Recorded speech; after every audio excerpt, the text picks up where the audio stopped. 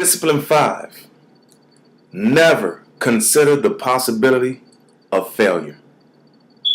If you are afraid to fail, I suggest that you read no further. Close this book and retreat back to the huddled masses, to the humble crowd, and to the status quo. Each day, countless obscure men and women marched to their graves simply because timidity and lack of courage prevented them from trying or taking a chance. Even worse, the fear of failure stopped them. Perhaps the greatest common trait among the wealthy is their willingness to face failure and rejection, and the resilience in picking themselves up and moving on. Self-made millionaires are realistic enough to expect challenges and setbacks. Further, they do not become discouraged or depressed by difficulties or temporary defeat.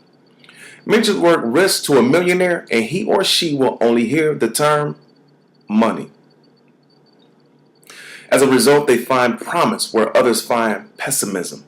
As one respondent shared, in the process of chasing your dream, optimism is not a luxury, but a necessity. They know that success builds character, but failure reveals it. Failure is never fatal. It's the down payment you pay for success.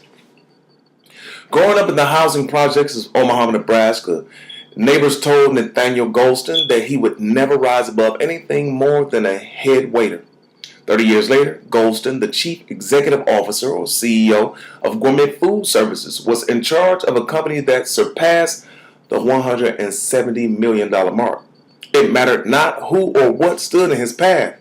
Not ridicule, poverty, or the possibility of humiliating defeat would deter him. Over the course of my career, I failed more times than I can count, Golston admitted during his interview. And each time, failure has always rendered a special gift. It's called wisdom. So if at first you don't succeed, welcome to the club. There's little point in dismissing an idea by saying it might fail. Any idea might fail.